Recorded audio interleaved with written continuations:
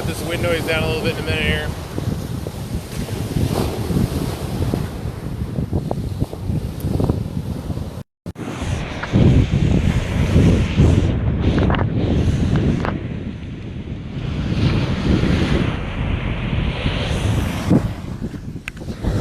Does that sound a little better?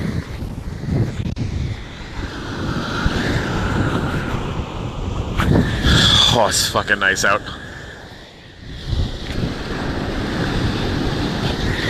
OM to the G.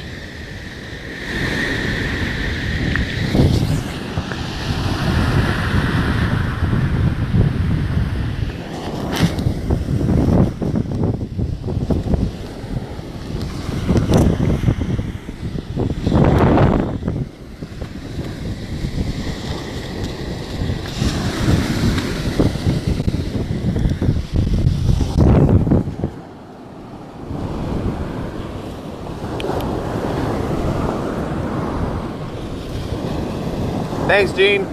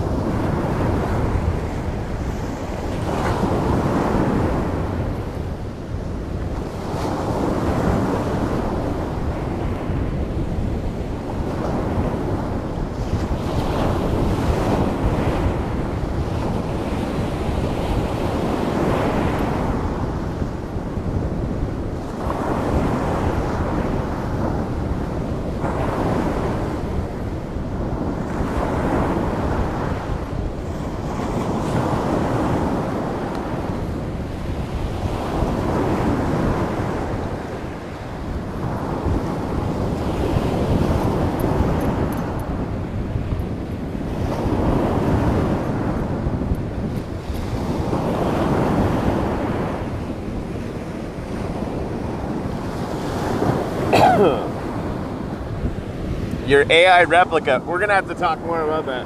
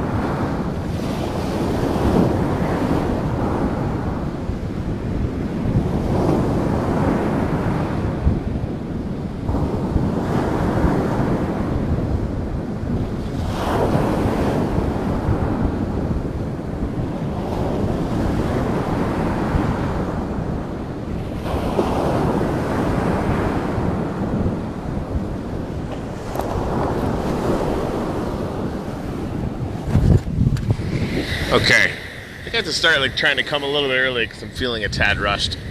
I just did the first half of the 5-minute journal, which you can now pick up in paperback from Amazon for like $5. The hardcover version, which is amazing and worth it, by the way, is like $25-26. So it's sort of a good idea to get the first time, but the paperback one is really, really good for just you know, taking it easy. It might end up being a little close to the water. As part of their climate change initiative, Miami actually grades part of the beach out so that I think it basically, because it creates this little tiny lip, you can't see it, but it creates this little tiny lip that I'm sitting behind. It's about a foot tall. And the waves are coming right up to it. It lets me get way closer to the water. But we're about 5 inches from it being overtopped, and then I get wet, which will be all right. Anyway, we have a lot of daily stories to catch up on, so we'll get a couple others out of the way. Good talk.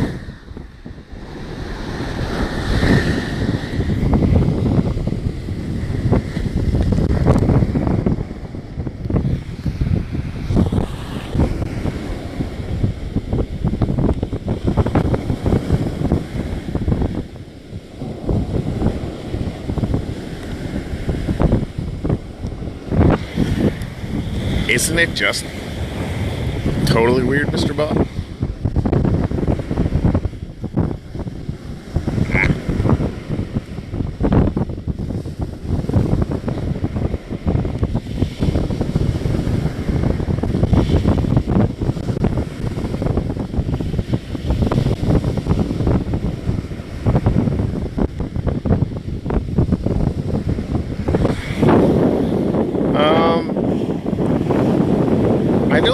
I don't think it's entirely high tide, but I think it's close.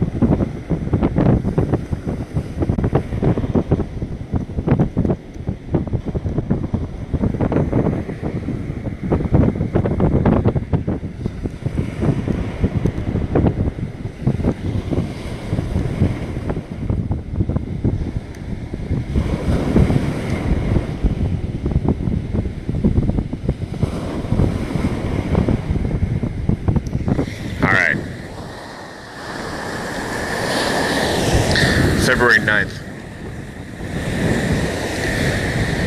It's just smears the sun coming up early today.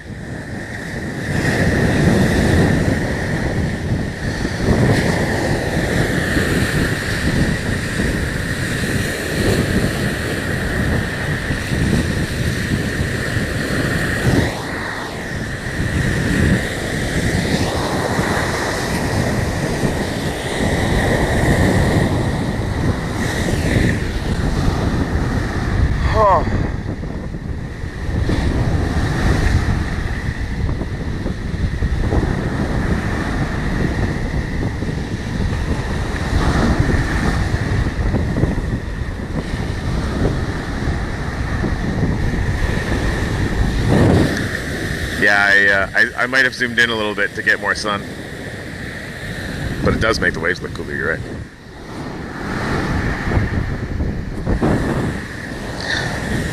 February 9th.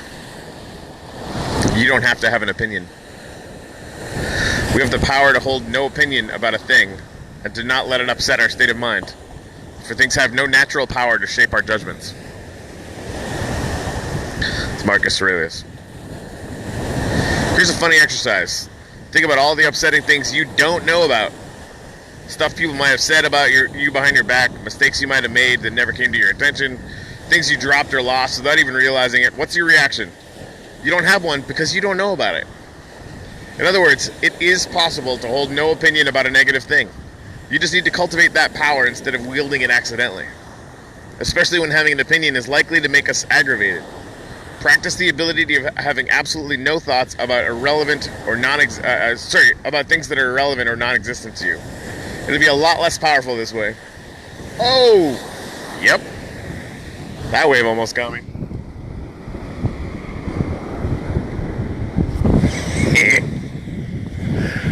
What's funny is I secretly relish the idea of getting entirely soaked. Because I believe that my phone will survive. That having no opinion thing, I've been on Twitter a lot for the Yang campaign, and now, promoting Moving Forward, and that's the best place to find Bob Benson's clips of our podcast and stuff. But watching friends of mine argue just constantly feels and has always felt like very low ROI, very low return on investment.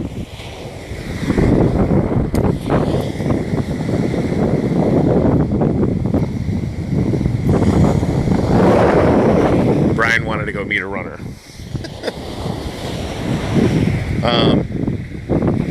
But I get the impulse though, because I have to stop myself. Like, I actually have to cultivate the interrupt. And sometimes I'm like mid writing a message or writing a post or writing a reaction before I ask myself, is this really a fight that I want to have? Is there any valuable, is there anything of value that will get created by engaging in this battle right now? Because it comes at a cost for me. I don't know if that's true for everyone. I feel like it is, but I don't know. The conflict is eating away at my soul constantly. And I mean, sunrises are part of that, right? It's how I'm trying to recharge and not fall apart like I did, a few months ago. So anyway, February 9th in the bag.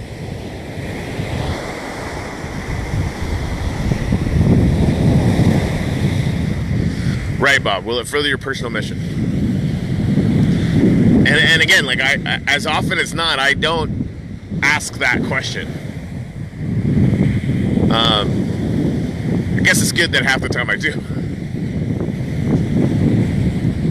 And even if will it serve it?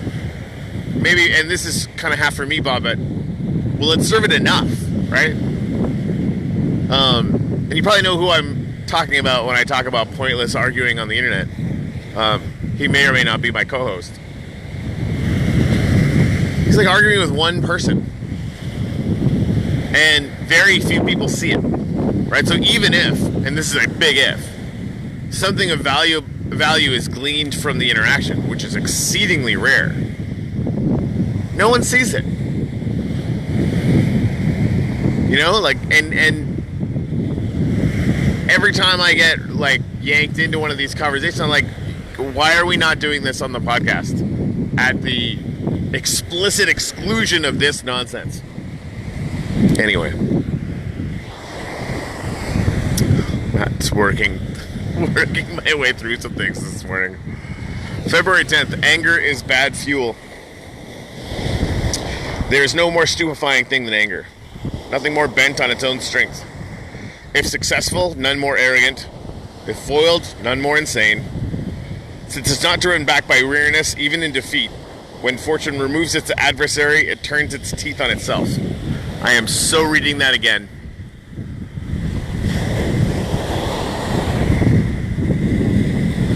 And I think this is maybe a much better articulated because it's Seneca and not me. Reason why, in a universe that has Andrew Yang in it, and I spent 6 months looking at his policies and looking at the sort of problem solution matrix that is very sort of, it's a through line to the way that he thinks and the way that the Yang Gang ultimately wants to address things, right? I used to be entirely bought into the justifiable anger that, people in the Bernie campaign, for example, have. And looking at it now, it's just anger. Because when you try and discern any good ideas that are supposed to be coming out of it, there used to be some in the Bernie campaign. I remember, being well versed in them. They're gone now. It's all just value statements wrapped in a policy blanket. Anyway. That worries me, because it really just is sort of unfettered anger. There's no more stupefying thing than anger. No more bent on its own strength. If successful, no more arrogant. If foiled, none more insane. Since it's not driven back by weariness, even in defeat, when fortune removes its adversary, it turns its teeth on itself. As the Stoics have said many times, getting angry almost never solves anything. Usually it makes things worse. We get upset, then the other person gets upset, now everyone is upset, and the problem is no sooner to getting solved. And for the record, I get angry constantly at all of this stuff, and I'm sort of in the phase now where I'm getting a tiny little bit better at recognizing it.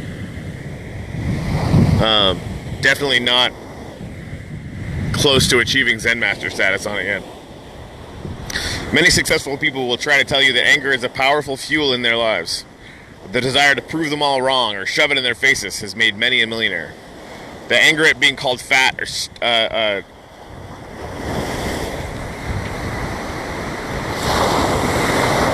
where that.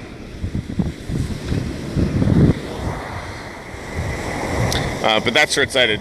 Such stories ignore the pollution produced as a side effect and the wear and tear it put on the engine.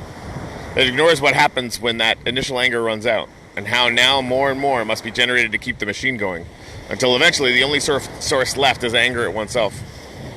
Hate is too great a burden to bear, Martin Luther King Jr. warned his fellow civil rights leaders in 1967, even though they had every reason to respond to hate with hate. The same is true for anger. In fact, it's true for most extreme emotions. They are toxic fuel. There's plenty of it out in the world, no question, but never worth the costs that come along with it.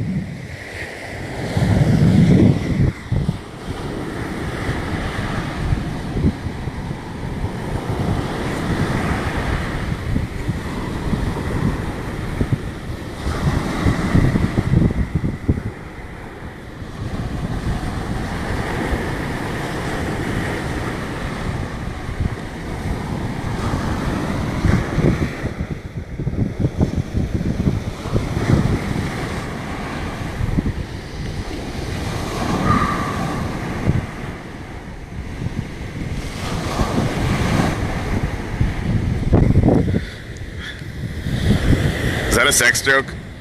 Because it is now. Even if it wasn't. I just made it a sex joke in my head. It was totally worth it.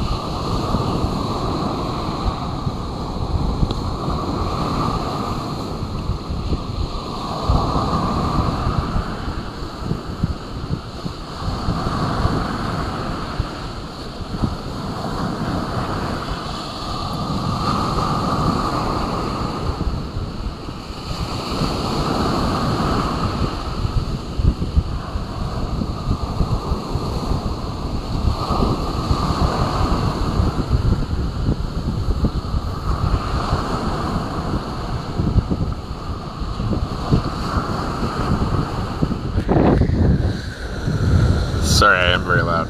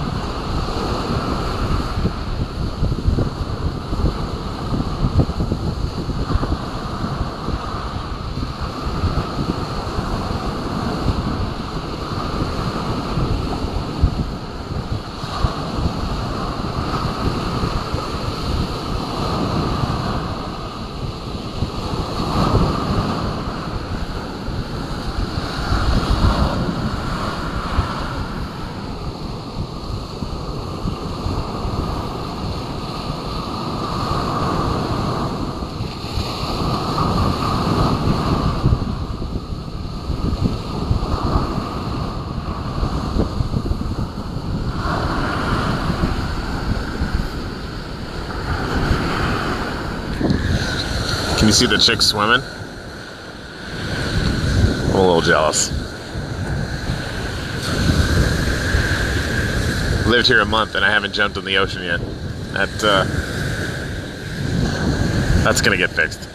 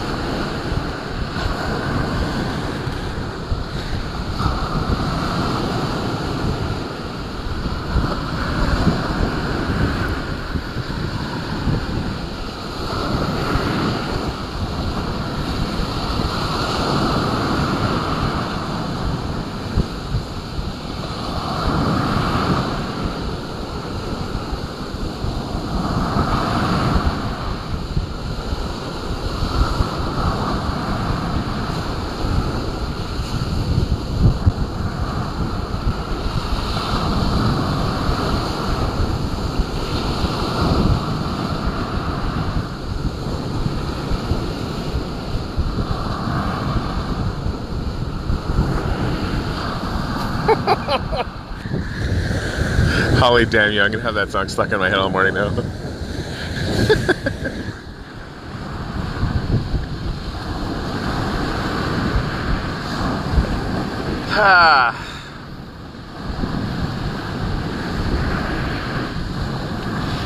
All right. So, I'm gonna spend some time in, but we still need to, like, I just wanted to say in game it's gonna be Minecraft or whatever. I was thinking about, I mean, I have some catching up to do. People have been building some amazing things and having fun and stuff, and I'm probably gonna finish my weird giant construct today. But we need a name, was my point. Churchland seems a little on the nose.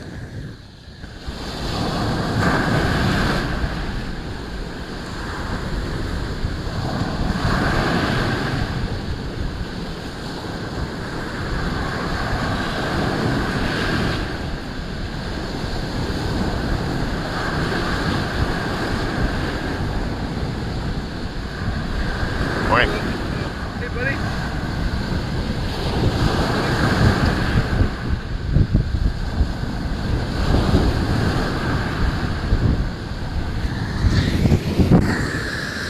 probably too loud. Hey, I gotta remember to be like super quiet.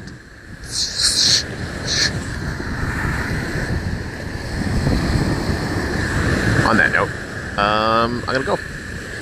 And oh, not before. Watch close, guys. There's a kiteboard guy.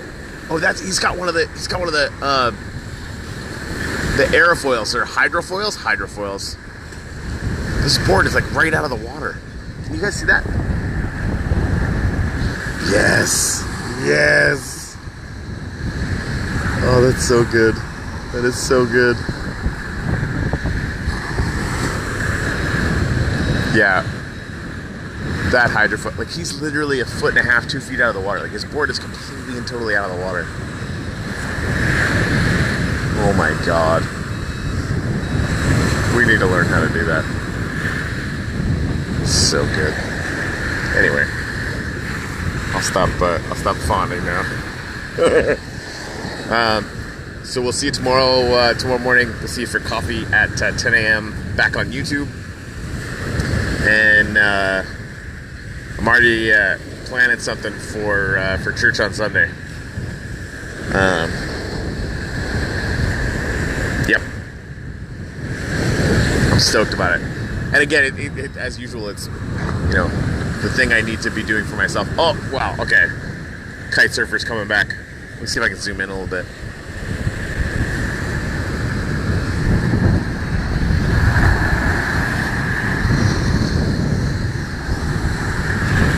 Here he comes.